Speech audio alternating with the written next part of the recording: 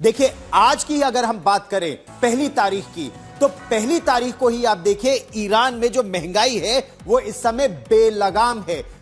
50% के स्तर से ऊपर पहुंच गई है। अगर हम आपको ईरान की मुद्रा के बारे में, उनकी करेंसी के बारे में बताएं, तो ईरान का जो रियाल इस समय है, एक डॉलर 14 लाख ईरान के रियाल के बराबर हो चुका है। तो आप सोचिए क्या कोई खरीद पाता होगा इससे। अच्छा, बदहाली इतनी कि ईरान में कुल मिलाकर 31 प्रांत हैं।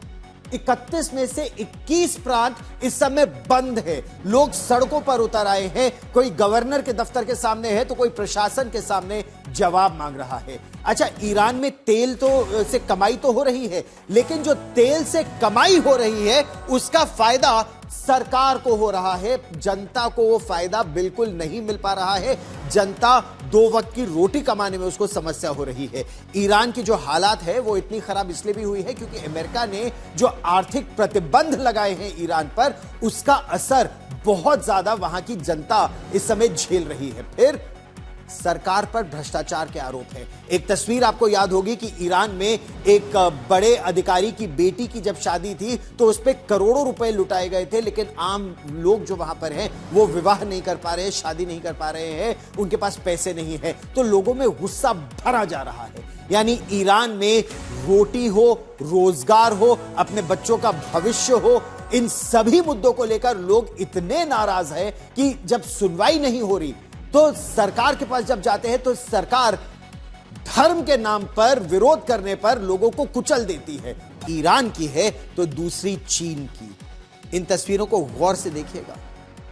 ईरान में जारी प्रदर्शन के दौरान दंगा पुलिस जब अपनी मोटरसाइकिलों पर आ गई और बड़ी संख्या में आ गई तो एक अकेला नौजवान वो डरा नहीं, भागा नहीं, वहीं बैठ गया।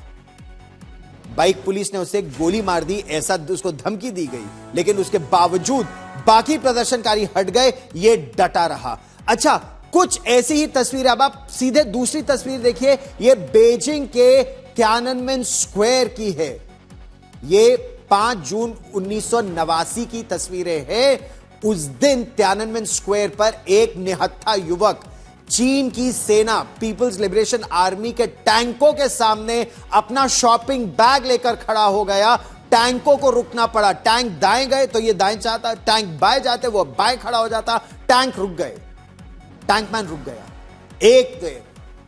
एक दौर नहीं, 2 दौर है, 2 अलग अलग देश है, लेकिन जुल्म के आगे खड़े होने की तस्वीर एक जैसी है, चाहे आप चीन की बात करें 1989-90 की